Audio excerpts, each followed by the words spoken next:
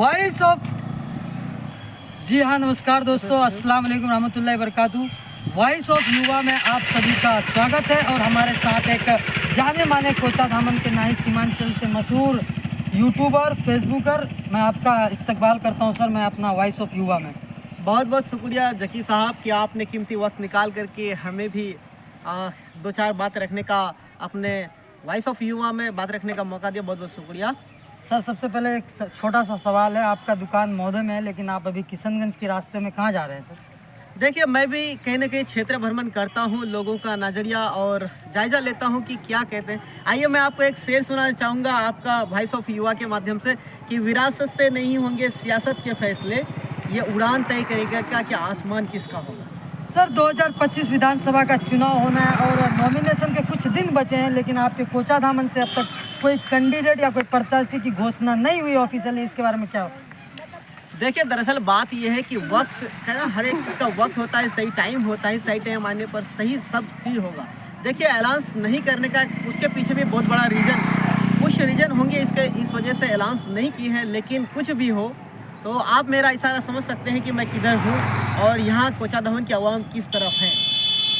मैं voice of युवा से आपके पास आया हूँ सर, तो युवाओं की पसंद इस बार कोचा धामन में क्या है? भाई वही जो आसमान में आएंगे। मैं अपने शेर से आपको पहले ही मतलब इशारा कर दिया कि विरासत से नहीं होंगे सियासत के फैसले। जकी साहब सुनिएगा कि विरासत से नहीं होंगे सियासत के फैसले, वाह वाह। ये उड़ान तय करेगी कि आसमान किसके होंगे। तो आसमान में क्या चीज़ होते हैं वो आप खुद जानते हैं। लेकिन युवाओं के बारे में अगर कोई बात कर रही है तो तेजस्वी यादव कह रही है कि हर घर से 20 दिन के अंदर अगर हमारी सरकार बनेगी तो नौकरी मिलेगी। क्या इससे आपको क्या लगता है? भाई उन्होंने तो ये कहा है कि मैं पर घर से एक गवर्नमेंट नौकरी दूंगा। तो उसका बजट जब एक भाई ने निकाला तो उसका बजट ये आया कि महीने का कितना करोड़ ये उसका बजट है, और जो है साल का अगर निकाला जाए तो पूरा भारत का बजट से भी एबव होता है। तो इसलिए वो नौवीं फेल है, वो गणित में बहुत पीछे है, इसलिए उनका जो है मानसिक संतुलन बिगड़ा हुआ है, इसलिए वो अनाप शनाप बोलते हैं। आप इशारों से जो कहे कि इधर का रुझान पतंग छाप का है, तो पिछले बार भी आपने पतंग को वोट किया था लेकिन विधायक जी भाग गए थे। देखिए, भागने वाले अक्सर भाग जाते हैं, लेकिन उसके सपोर्टर होते हैं, जिस चीज़ से वो बनते हैं वो नहीं भागे हैं, ना भागे हैं ना भागेंगे इंशाल्लाह कभी।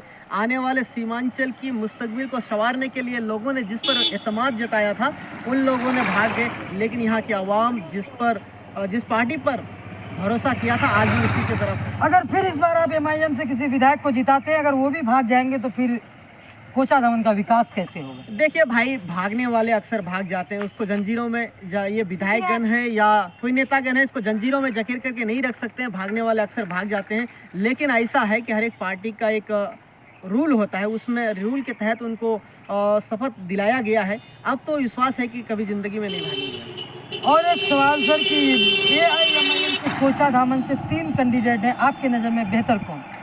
देखिए, बेहतर यहाँ पर हम लोग कैंडिडेट को नहीं मानते हैं, बेहतर हम लोग पार्टी को मानते हैं। पार्टी जिसको भी दे, और पार्टी में तीनों नेता को आप देखेंगे तो यही लगता है कि यकीनन पार्टी के थ्रू वो तीनों नेता हक को छीनने वाले हैं। कोई भी आ जाए हम लोग वेलकम करते हैं। और आप एक युवा है तो आप युवाओं की मांग क्या होनी चाहिए इस बार विधानसभा चुनाव में? भाई देखिए, सबसे पहले अगर देश की हालत हो, समाज की हालत हो, ब्लॉक की हालत हो या डिस्ट्रिक्ट का हालत हो, अगर आप सुधारना चाहते हैं तो सबसे पहले शिक्षा पे फोकस कीजिए। हम युवाओं का तो यही मांग है कि बेहतर शिक्षा हो, बेहतर स्वास्थ्य हो, तो यही हम लोग का मांग है, ज़्यादातर नहीं है। हम लोग पार्टी बहुत देखे, हमारे बाप दादाओं ने उन पार्टियों को कहते हैं ना कि एक दरख्त हमारे पिताजी या पूर्वज ने लगाए थे, हम लोग उनका फल खाते खाते आज बुढ़ापा हो गया लेकिन कुछ असर नहीं दिखा। लेकिन आज इस बार हम लोग एक बदलने के मोमेंट में है और इंशाल्लाह देखिएगा थर्ड फ्रंट का ऐलान हो गया, आप भी देखिए। बिल्कुल बिल्कुल। और इससे बिहार में बहुत बड़ा बदलाव आने वाला है। जकी साहब याद रखेगा मेरे बात को। और बिहार के जो है 15 नवंबर को गिनती है, शायद 14 के बाद आइएगा, फिर बताएंगे आपको कि बिहार के मुस्तकबिल क्या होगा। हमने एक युवाओं से बात की, सारी युवाओं की यही मांग, बेहतर शिक्षा, बेहतर स्वास्थ्य। आप सभी व्यूअर का बहुत बहुत तहे दिल से शुक्रिया। वीडियो को ज़्यादा से ज़्यादा शेयर कीजिए।